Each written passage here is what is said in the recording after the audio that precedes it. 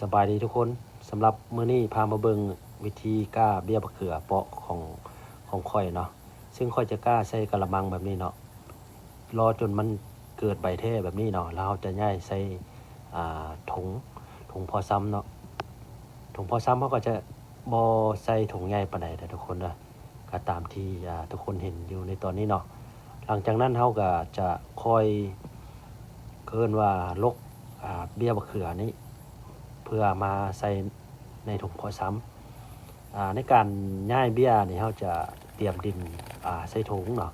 เขาจะเตรียมดินใส่ถุงประมาณค่อนก้นหรือว่าครึ่งถุงเนาะเขาจะใส่อยู่ประมาณนี้หลังจากนั้นแล้วเขาก็จะเอามือเน้นให้มันเป็นหูหรือว่าเอาวัสดุอันใดก็ได้ที่ว่าเน้นให้มันเป็นหูเนาะเป็นหูเพื่อจะลก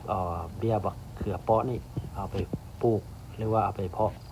ซ้ำใส่ในถุงนั้นจะลกแบบนี้เลยทุกคนแล้วก็จะเอาไปใส่ถุงที่เขาเตรียมดินเนาะแล้วหลังจากนั้นเขาก็จะเอาดินที่ว่าเขาเตรียมมันเอาปกใส่ต้นเบี้ยบักเขือนั้นให้จนเต็มถุงเลยทุกคนนะแล้วก็เน้นลงน้อยนึงเพื่อให้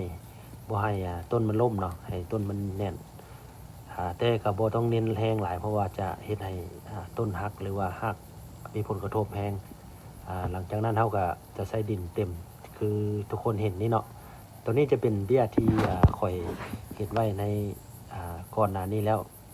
ท่านใดเข้ามาแล้วก็ฝากกดไลค์กดแชร์หรือว่าส่งสติกเกอร์เพื่อเป็นกำลังใจในการสร้างคลิปเด้อทุกคนเด้อโชคดีทุกคนบ๊ายบาย